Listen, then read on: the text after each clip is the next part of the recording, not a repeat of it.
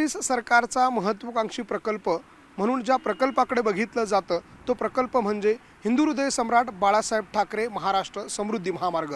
आणि याच समृद्धी महामार्गाचा शेवटचा टप्पा पुढच्या 15 ते 20 दिवसांमध्ये खुला होणार आहे। नाशिकच्या इगतपुरीपासून हा समृद्धी महामार्ग थेट ठाण्यामध्ये पोहोचणार आहे। माझ्या मागच्या बाजूला जर आपण दृश्यांमध्ये बघितलं तर याच नाशिकच्या इगतपुरीपासून या समृद्धी महामार्गाचा शेवटचा प्रवास जो आहे तो सुरू होणार आहे। इगतपुरीमधून सुरू होणारा हा समृद्धी महामार्ग जो आहे तो थेट ठाण्याच्या आमनेपर्यंत जाऊन पोहोचणार आहे। आणि याच ठिकाणाहून आपल्याला जर मुंबईला जायचं असेल, मंत्रालयात जायचं असेल तर याच नाशिकच्या इगतपुरीपासून या समृद्धी महामार्गावरती चढता येणार आहे। माझ्या मागच्या बाजूला असलेल्या या टोलमधून एंट्री केल्यानंतर अवघ्या सव्वा तासामध्ये आमण्यापर्यंत या महामार्गावर चढलेली गाडी जी आहे ती पोहोचणार आहे। आणि यासाठी अवघा सव्वा तासाचा वेळ लागणार आहे। यापूर्वी नाशिक कसारा मार्गे ज्या आमण्यापर्यंत पोहोचण्यासाठी 2.5 तासाचा वेळ लागत होता त्या आमनेपर्यंत पोहोचण्यासाठी अवघा सव्वा तासाचा वेळ जो आहे तो लागणार आहे। त्यामुळे तब्बल 1 ते 1.5 तासाची बचत या समृद्धी महामार्गाच्या टनेलमुळे आणि या शेवटच्या टप्प्याच्या कामामुळे होणार आहे। आता हा शेवटचा टप्पा नेमका कसा असणार आहे, यामध्ये किती टनेल असणार आहे आणि कशा पद्धतीने या समृद्धी महामार्गाची रचना आहे हे आपण पुढे बघणार आहोत। तर चला आपण जाणार आहोत समृद्धी महामार्गाचा या शेवटचा टप्पा नेमका कसा आहे हे बघण्यासाठी।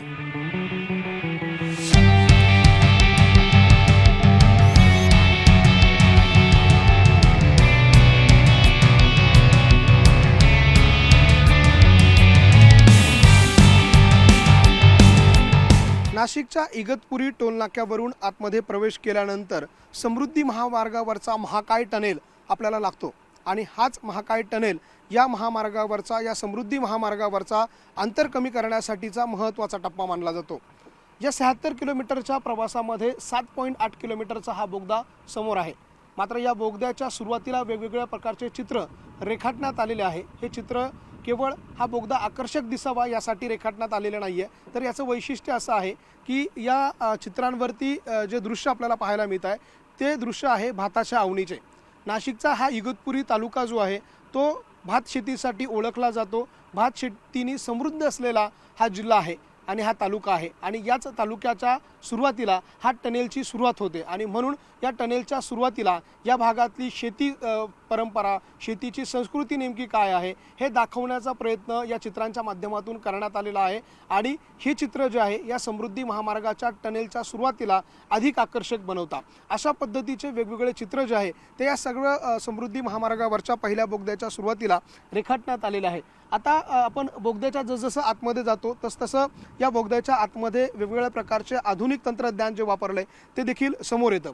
आता वरच्या बाजूला जर आपण बघितलं तर हा रूफिंग करण्यात आलेली आहे। ही रूफिंग यासाठी करण्यात आलेली आहे की इगतपुरी भागामध्ये सर्वाधिक पर्जन्यमानाचा हा भाग आहे आणि सर्वाधिक पर्जन्यमान होत असल्यामुळे जे पावसाचं पाणी आहे ते टनेलच्या आतमध्ये घुसू नये म्हणून अशा पद्धतीचं रूफिंग जे आहे ते आधुनिक पद्धतीनं करण्यात आलेलं आहे। याच्यावर पडणारं पाणी जे आहे ते सहजरित्या या बोगद्यात न घुसता बाहेर पडावं यासाठी या समृद्धी महामार्गावरती तयार करण्यात आलेल्या बोगद्याच्या दोन्ही बाजूला वॉटर ड्रेनेज सिस्टीम तयार करण्यात आलेली आहे। आणि या वॉटर ड्रेनेज सिस्टीमच्या माध्यमातून हे बाहेर पडणारं पावसाचं जे पडणारं पाणी आहे ते अलगदपणे बाहेर पडावं यासाठीची देखील उपाययोजना या ठिकाणी करण्यात आलेली आहे। तर दुसरीकडे समोर अशा पद्धतीचे वेगवेगळे चित्र या भागात रेखाटण्यात आलेले आहे जे प्राणी या भागामध्ये आढळतात, ज्यामध्ये बिबट्या असेल, त्याचबरोबर ससे असतील, मोर असतील, हे जे प्राणी या भागामध्ये सहज आढळतात त्या प्राण्यांचे चित्र समृद्धी महामार्गाच्या सुरुवातीला याच्या सौंदर्यीकरणामध्ये भर पडावी म्हणून अशा पद्धतीने रेखाटण्यात आलेली आहे। समोर आपल्याला हा बोगदा दिसतोय आणि बोगद्याच्या सुरुवातीलाच अशा पद्धतीचं एक आकर्षक चित्र जे आहे डिझाईन जे आहे ती देखील रेखाटण्यात आलेली आहे, ज्यावरती इगतपुरी बोगदा अशा पद्धतीचा उल्लेख जो आहे तो करण्यात आलेला आहे। इगतपुरी टनेल असं इंग्रजीत देखील त्याचा उल्लेख आहे। आणि हा बोगदा अधिक आकर्षक व्हावा अशासाठी म्हणून या सगळ्या पद्धतीच्या प्रक्रिया ज्या आहेत त्या या ठिकाणी करण्यात आलेल्या आहे। बोगद्याच्या आतमध्ये प्रवेश करताना काही व्हेंटिलेशन फॅन जे आहे ते देखील बोगद्याच्या वरती आपल्याला पाहायला मिळत आहे। लाईट सिस्टम जे आहे त्या देखील या बोगद्याच्या सुरुवातीला करण्यात आलेल्या आहे। त्यामुळे हा बोगदा अधिक आकर्षक करण्यासाठी अशा पद्धतीच्या वेगवेगळ्या उपाययोजना ज्या आहे त्या या बोगद्याच्या सुरुवातीला करण्यात आल्या त्या देखील आपण बघितल्या। आता आपण बोगद्याच्या आतमध्ये नेमकं काय आहे ते देखील बघणार आहोत। माझे सहकारी व्हिडिओ जर्नलिस्ट हेमंत बागुल हे सगळं आपल्याला दाखवत आहे। त्यांच्या मदतीनं आपण हे सगळं दृश्य जे आहे ते आपल्या प्रेक्षकांपर्यंत पोहोचवत आहे। आता बोगद्याच्या आतमध्ये नेमकं काय आहे हे मी आपल्याला पुढच्या वेळामध्ये दाखवणार आहे। सुरुवातीला असे योगासन करणारे काही चित्र जे आहे ते देखील या बोगद्याला अधिक आकर्षक जे आहे ते बनवत असतात। अशा पद्धतीचे वेगवेगळे चित्र या बोगद्यावरती रेखाटण्यात आलेले आहे। आता बोगद्याच्या आतमध्ये नेमकं काय आहे ते देखील आपण बघणार आहोत।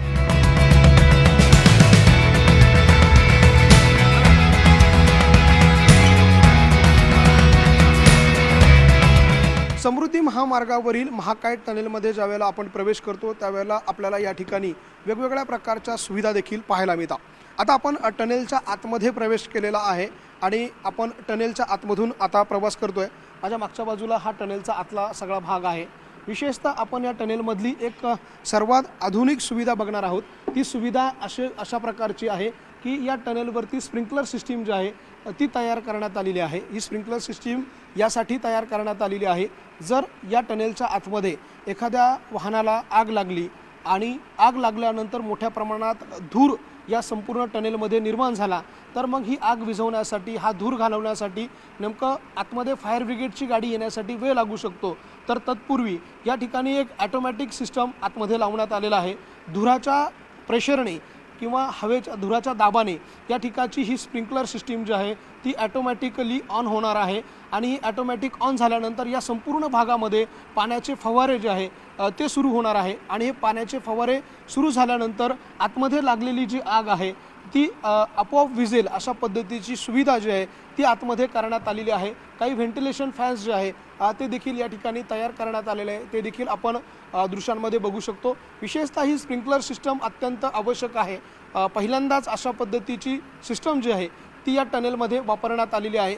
जवळपास 3 लेनची एक बाजू आहे, साधारणतः 1, 2, 3 अशा 3 गाड्या एकाच बाजूला चालू शकतात अशा पद्धतीची व्यवस्था या टनेलमध्ये करण्यात आलेली आहे आणि या टनेलमध्ये अधिक वेगवेगळ्या प्रकारच्या सुविधा ज्या आहे त्या देण्यात आलेल्या आहे। काही इमर्जन्सी एक्झिट जे आहे ते देखील या टनेलमध्ये साकारण्यात आलेले आहे, ते देखील आपण दृश्यांमध्ये बघतोय आणि हा संपूर्ण टनेल जो आहे तो आधुनिक पद्धतीनं तयार करण्यात आलेला आहे।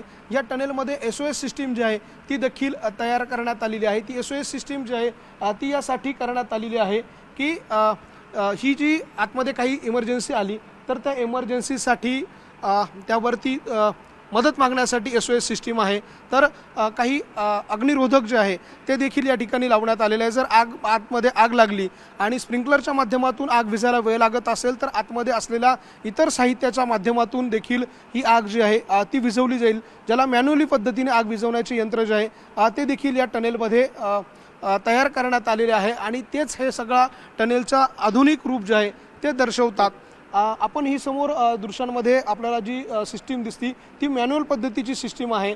जर इमर्जन्सी आतमध्ये आग लागली तर मॅन्युअली पद्धतीने देखील गाडीला लागलेली आग असेल किंवा दुसऱ्या वाहनाला जर आग लागली तर इतर लोकांच्या मदतीनं ती आग विझवण्यासाठी सुरक्षा पेटी जी आहे ती या ठिकाणी अग्निसुरक्षा पेटी जी आहे ती तयार करण्यात आलेली आहे। ती कोणीही जो नागरिक या भागातून जाईल तो ती ओपन करून आग विझवू शकतो अशा पद्धतीची व्यवस्था या ठिकाणी करण्यात आलेली आहे। तर दुसरीकडे हा आपल्याला एक टनेल दृश्यांमध्ये दिसतोय।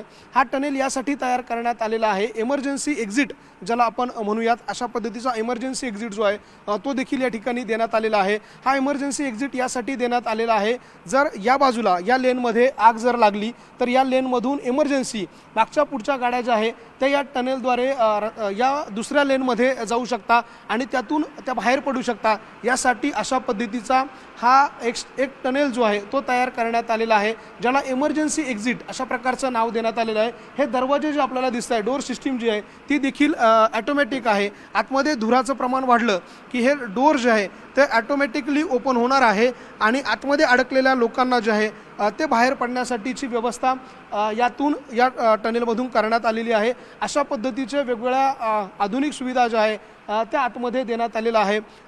या टनेलमधून आतमध्ये आल्यानंतर आता आपण दुसऱ्या टनेलमध्ये प्रवेश केलेला आहे आणि अशा पद्धतीच्या वेगवेगळे SOS सिस्टीम असेल, किती स्पीड असावा त्यासाठीच्या सुरक्षा माहिती देणाऱ्या फलक जे आहे ते लावण्यात आलेलं आहे। या त्याचबरोबर आतमध्ये LED सिस्टीम जी आहे ती करण्यात आलेली आहे। गाडीचा गती किती असावी, स्पीड किती असावा हे देखील यावरती नियंत्रण मिळवण्यासाठी करण्यात आलेलं आहे। तर आतमध्ये सायरन सिस्टीम जी आहे ती देखील लावण्यात आलेली आहे, ती देखील आपण दृश्यांमध्ये बघतोय। ही सायरन सिस्टीम देखील मदतीसाठी असणार आहे।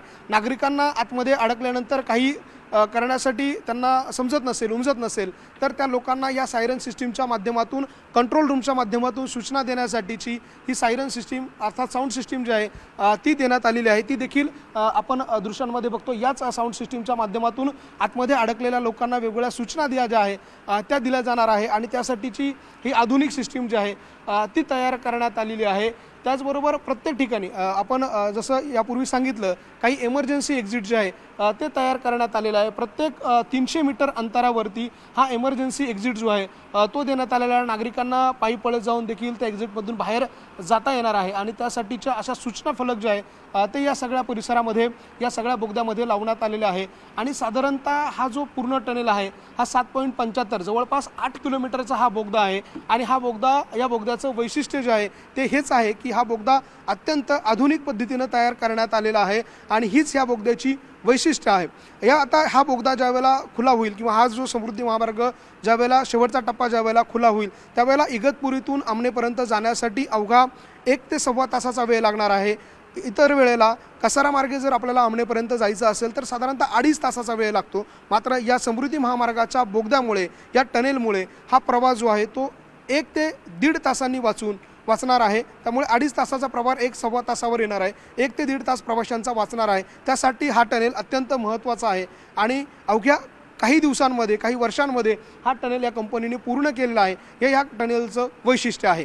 आणि याच टनेलमधून बाहेर पडल्यानंतर थेट ठाणे जिल्ह्यामध्ये प्रवेश होतो। याचा अर्थ असा आहे की नाशिक जिल्ह्याच्या इगतपुरीतून प्रवेश करतो आणि टनेलचा शेवटचा जो भाग आहे तो थेट ठाणे जिल्ह्यामध्ये येतो। अशा प्रकारची या टनेलची रचना आहे। आता या टनेलमधून बाहेर पडल्यानंतरचं चित्र नेमकं काय ते आपण पुढे बघणार आहोत।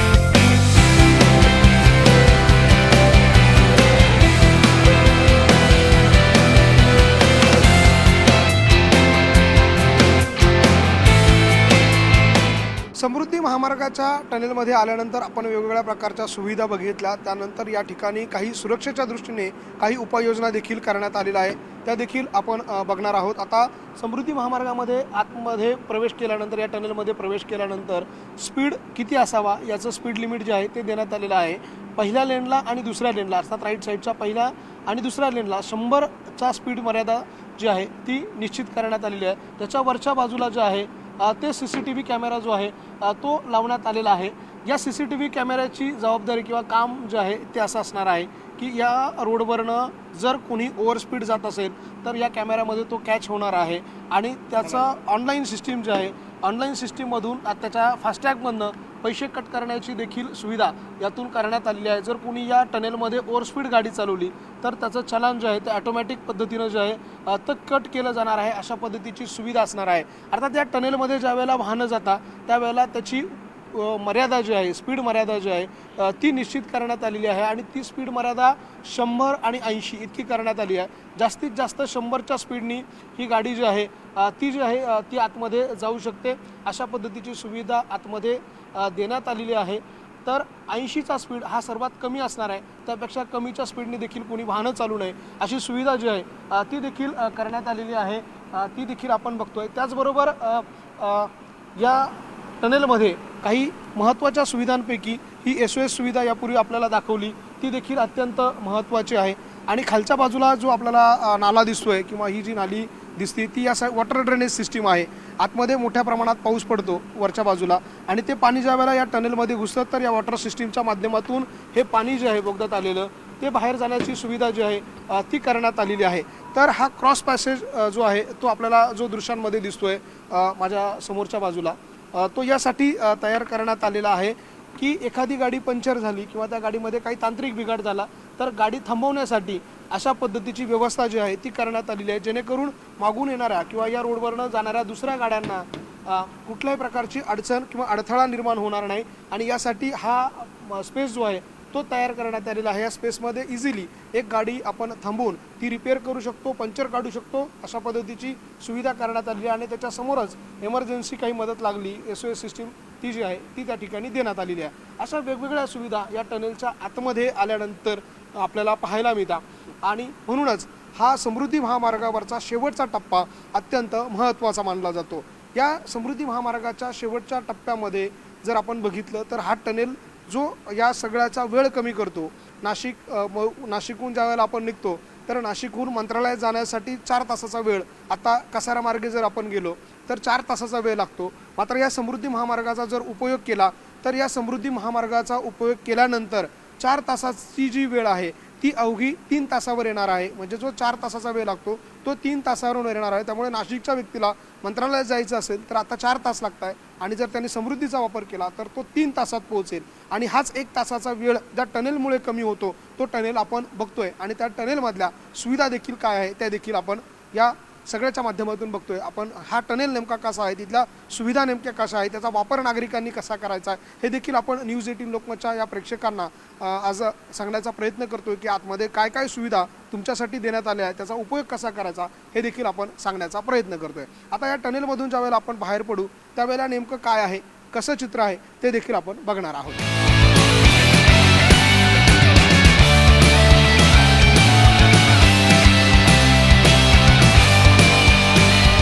नाशिक जिल्ह्यातून प्रवेश केलेला समृद्धी महामार्ग थेट ठाणे जिल्ह्यात ज्या बोगद्याच्या माध्यमातून पोहोचतो त्या बोगद्यातला संपूर्ण प्रवास आपण बघितला। हा बोगदा नेमका कशा पद्धतीचा आहे, त्यातल्या सुविधा नेमक्या कशा आहे त्या देखील आपण जाणून घेतल्या आणि बघितल्या देखील। आता आपण या बोगद्यातून बाहेर पडत आहोत, अर्थात आपण थेट नाशिक जिल्ह्यातून ठाण्यामध्ये पडतोय।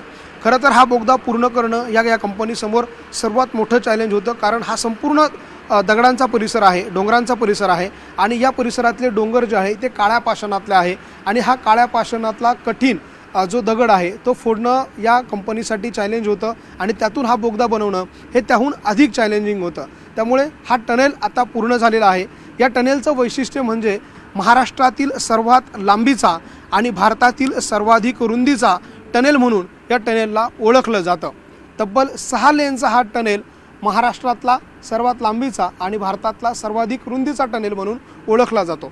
ज्या वेळेला आपण या टनेलमधून बाहेर पडतो आता हा ठाणे जिल्हा चालू होतो आणि आपण जर बघितलं तर अशा पद्धतीनं या काळ्या पाषाणाला फोडून हा टनेल जो आहे तो तयार करण्यात आलेला आहे। तर ज्या ब्रिज, आता हा जो काही ब्रिज आपल्याला लेफ्टला दिसतोय या ब्रिजवरती हा ब्रिज जो आहे तो हा सर्वाधिक हाईटचा ब्रिज म्हणून ओळखला जातो।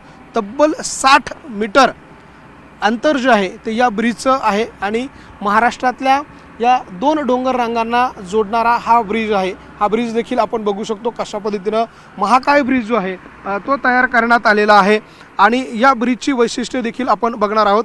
60 मीटर हाईट या ब्रिजची आहे आणि खाली जर आपण बघितलं तर आपलेही डोळे फिरतील अशा पद्धतीची उंची या संपूर्ण ब्रिजला जी आहे ती देण्यात आलेली आहे आणि या ब्रिजच्या खालून सर्व सह्याद्रीच्या पर्वतरांगांवर पडणारं पाणी जे आहे ते वॉटरफॉलच्या माध्यमातून खाली पडतं आणि अशा पद्धतीचा हा ब्रिज जो आहे तो देखील या ठिकाणी तयार करण्यात आलेला आहे।